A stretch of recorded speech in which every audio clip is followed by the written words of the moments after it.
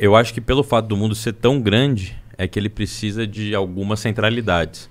E claro, algumas centralidades sim. Eu acredito que esse modelo de sociedade, né, cada cidade com a tua autonomia, etc., eu acho que é mais utópico pensar que isso daria certo do que o próprio socialismo. E, por exemplo, isso aqui, tudo que a gente está usando, esse microfone aqui, essa mesa de, não sei como chama, mesa de áudio, não sei. Cara, eu acho que boa parte de tudo isso aqui, se você pegar isso aqui, vai produzir na China. Tenha certeza disso. É material de primeira qualidade. Em suma, eu uso lá também para gravar, tudo, pá, não sei o quê.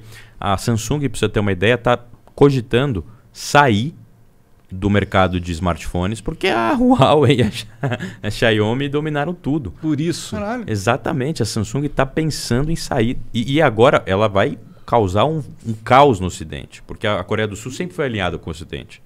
E agora, pela primeira vez na história, a Coreia do Sul pode e determinou para a Samsung, né, teve ali autonomia para fazer isso, determinou que a Samsung vendesse os semicondutores, né, que são essenciais para fabricar chips, etc., toda a microeletrônica que existe, para a Huawei, que ainda não é uma tecnologia que a China domina, os semicondutores. Que está quase alcançando, mas ainda não, então ainda precisa importar. Então a China está fazendo um acordo com a Coreia do Sul para o quê? Para desvincular a Samsung do mercado de smartphones, deixar a China vai dominar, já todo mundo vai estar com Xiaomi. Pô, eu tenho Apple, não sei porquê aqui, que só fode, falha toda hora, trava, tem um armazenamento limitado, aí toda hora é Google, Drive, etc, você não sabe, todo mundo, os Estados Unidos está pegando essas informações. TikTok agora, o Trump vai barrar o TikTok, o Trump falou assim, ou nós compramos o TikTok, ou está barrado da China. E é assim que funciona. Por isso que eu estou dizendo, no limite, conforme a gente vai desenvolvendo tecnologia, vai sofisticando a cadeia produtiva, exige cada vez mais a centralidade de um poder do Estado. E as pessoas precisam compreender isso como uma forma de êxito civilizatório. Ou seja, se houvesse uma desagregação tão grande, não havia coesão suficiente para produzir tanta coisa. Será? Com certeza. Por que não? A China está provando isso. É porque, tipo, a gente não sabe como que essas cidades iriam interagir entre si. E se fosse. E se não, porque o contrário pensa, acontecesse? O mundo é feito de monopólios. Isso é um grande problema. Não. Mas é assim que funciona o capitalismo. Por exemplo. Por causa das estruturas sociais que a gente mantém hoje. Né? Então, mas aí você tem que mudar de sistema de produção. Você tem que sair do capitalismo para ir para o socialismo, o anarquismo. Não necessariamente. Não, sim. Porque o capitalismo ele é naturalmente monopolista. Naturalmente, porque as empresas concorrem entre si, uma para vender o melhor produto que a outra. E aí o que acontece naturalmente quando você tem um país, aí entre o Estado Nacional, querendo fazer uma justiça social e outra ajudando as empresas do próprio país para gerar empregos em território nacional. Elas estimulam com renúncia fiscal, com dinheiro de banco de investimento, etc. Isso é um sintoma do Estado gigante. Não, mas que é os Estados Unidos e que é a China. E qualquer país que prosperou... Todos eles. Todos eles, sim, independente. Sim. Mas quem paga a conta é o povo. Então, porque é aí que tá. Quem paga a conta sempre é o povo. Mas quem tem, ou seja, vamos dizer assim, que o Estado que escolhe bem, se desenvolve bem. O Estado que escolhe mal... Como, por exemplo, no Brasil, né, se escolhia Joesley, né, Batista, se escolhia, né, enfim, aí eu não vou nem falar. Aí você escolhe mal. Aí você determina ali para empresas com compadrio, um capitalismo de compadrio que não é esse. Agora, o Estado é fundamental para o desenvolvimento capitalista. E isso exige uma coesão cada vez maior de Estado nacional, sociedade civil organizada, um sistema de produção global, inserido numa cadeia global de valor. No entanto, que ele seja internamente fortificado a partir do mercado interno para competir com as outras cadeias. A Apple é igual isso, começou nos Estados Unidos, aí foi para o mundo. A Microsoft, todas elas. E agora é o que aconteceu na China. Quem conhecia a Huawei, sei lá, uns 7, 8 anos atrás? Ninguém. Eles começaram na China, testaram na China. Essa Huawei, ela tem envolvimento estatal chinês também. Tem. O dono da Huawei era um ex-militar chinês. Entendi. Como é o Elon Musk, por exemplo. Ninguém vai acreditar que a SpaceX, né, mandou um foguete sem a ajuda da NASA. Não, com certeza. Isso aí, bicho, é o Estado e é isso. O que Mas acho que no negócio de foguetes não tem como, né? Não, o Estado nada, tem que tá, nada. O Estado estava na criação da Nada, mais internet. ou menos. Pensa na maior... Verdade. No desenvolvimento Mas- do que nós estamos fazendo aqui. GPS também. Do Mas GPS, sabe o que é foda? as encomendas militares. Sempre existiu um Estado fortão, certo? Sim. E aí a gente fala, pô, olha E é por quantas isso que coisas... progrediu a sociedade. Não necessariamente. Não sei se necessariamente foi o Estado. Eu acho que o governo é importante. Você ter uma governança, ter uma sintonia social, ter as pessoas trabalhando em harmonia e tal, mas ter essa força centralizadora, eu não sei se isso aí realmente fez com que a gente expandisse ou limitou o potencial humano. Isso que ele tá falando tem a ver com o lance do desenvolvimentismo, né? Que é o oposto do que ele tá falando, né? Exato. Sabe, por exemplo, o Brasil hoje em dia tem um imposto sobre exportação absurdo em tecnologias como o smartphone, tá ligado? E o que acontece? Todo mundo exporta, todo mundo paga um imposto absurdo, todo mundo paga caro, tá ligado? E pra que esse imposto ele tá ali? Ele tá para incentivar a indústria brasileira a magicamente se desenvolver, porque o produto teoricamente vai ser mais barato. Mas não foi isso que aconteceu. Então a gente tem uma lógica que em teoria funciona, é legal, o Estado vai promover o desenvolvimento, mas você tem uma lógica, tem uma regra burra do Estado que só impede o desenvolvimento.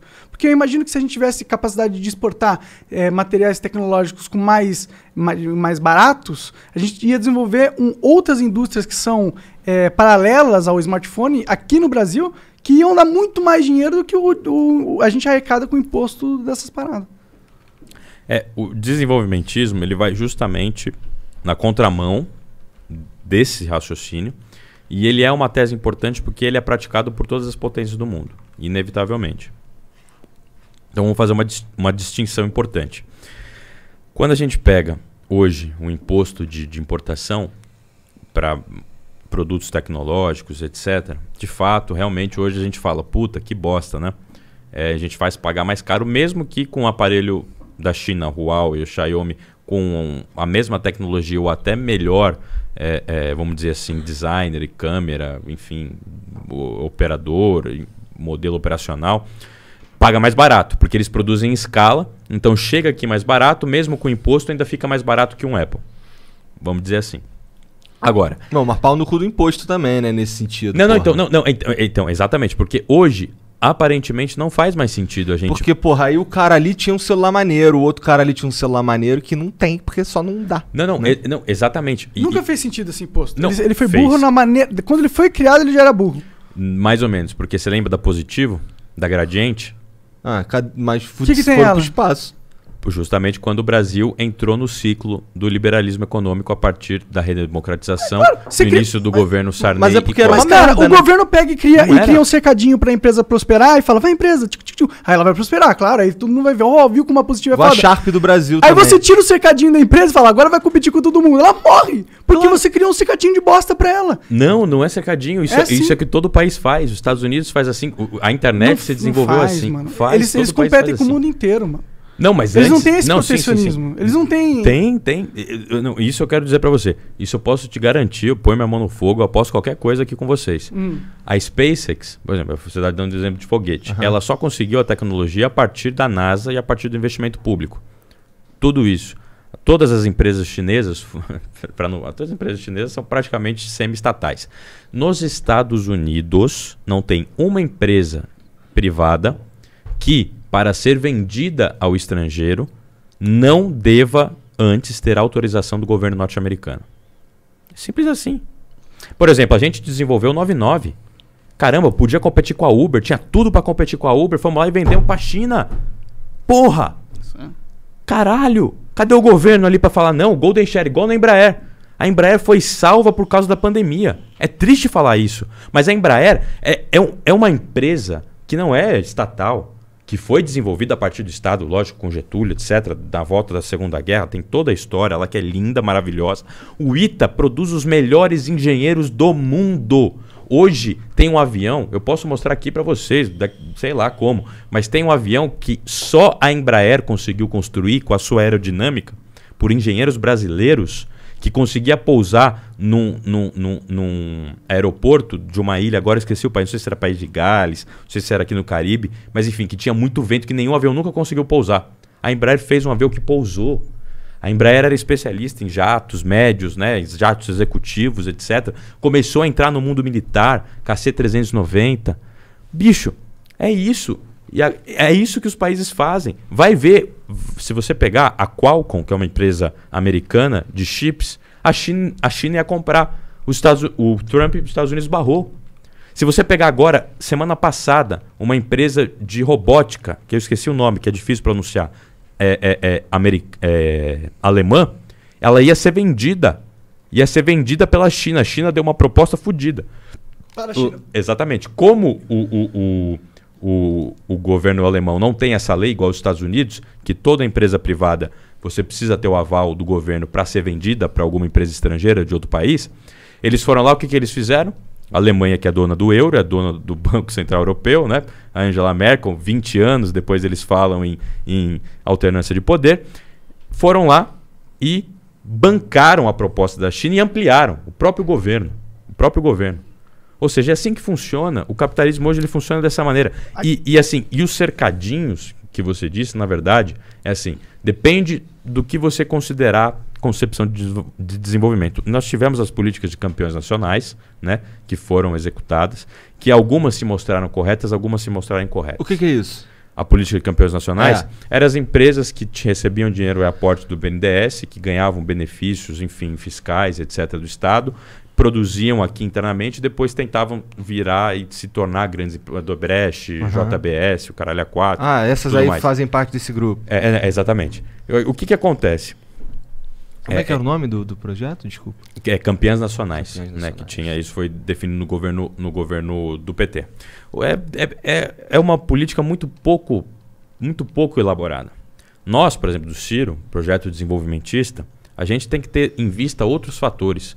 Não adianta só você fomentar essas empresas sem que os indicadores macroeconômicos e a demanda interna esteja garantida do ponto de vista assim, econômico. Ou seja, o que você precisa? Você precisa de um câmbio desvalorizado para produzir e se tornar competitivo um produto nacional, ou seja, R$1 valendo $1 valendo R$5. Porque isso que acontece, já saiu aí. Quando bateu esse valor, a Mundial, sabe a Mundial que faz ventilador, faz batedeira, faz tudo isso, falou assim, puta, quando o dólar bateu R$5, o nosso balanço contábil não mais compensa a gente produzir, que a gente tinha fábrica em Taiwan, na China, compensa trazer tudo para cá e produzir aqui. Um dos indicadores do desenvolvimentismo, né, do Projeto Nacional de Desenvolvimento, macroeconômicos, é o dólar desvalorizado. Não, o real desvalorizado. O real desvalorizado. E você tinha o quê? Você tinha... A China, por exemplo, pratica um dumping cambial. $1 vale 10 yuan, né? É uma coisa louca, assim, mas que dá muita competitividade. A gente ainda não pode fazer isso, porque muita coisa a gente importa. Então, se você... Por exemplo, pão é trigo e trigo é dólar, como o Ciro disse, né? Ou seja, o Brasil não produz trigo. Ele importa trigo. Só que o trigo é a base para pizza, é a base para o pão, é a base para cerveja, é a base para todos os produtos mais consumidos, assim, na base da pirâmide. E a gente taxa muito trigo aqui? Não taxa. Pior que não. Não taxa. Que bom. E acontece que entra o seguinte, justamente não taxa porque já tem vamos dizer assim, um carregamento inflacionário que é oriundo da desvalorização do real. Né? E ou seja, então $1 a 1,50, né, $1 a 1,50 reais, o trigo é cotado a tanto. Ou seja, no final lá do produto na cadeia, a pizza vai valer tanto. Agora, $1,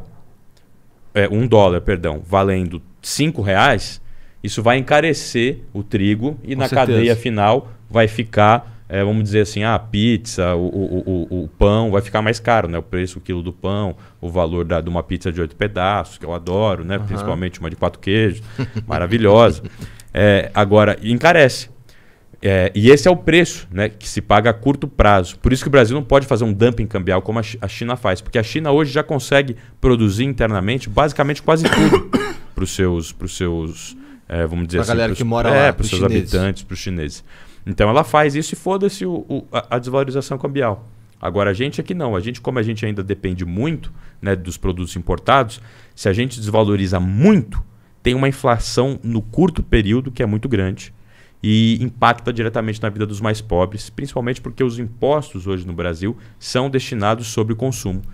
Obrigado por ter assistido mais este corte e agora eu vou ter que te dar aquela dica monárquica que é o inglês. O inglês é fundamental, cara. Se eu não soubesse inglês, eu não estaria aqui. Isso é muito verdade. Se você acompanha o Flow, você sabe disso. Então, vai aprender inglês, que é muito importante, cara. Tem um curso muito fera da wiseuponline.com.br/flow, ok? Esse é o link para você acessar. Que, pô, tem mais de 300 horas de conteúdo ali, tem professores nativos falando sobre vocabulário, sobre gramática, tem também documentários sobre situações reais que você pode ver lá fora e muitas outras coisas. Vai lá conferir, vai aprender inglês, que é importante, wiseuponline.com.br/flow.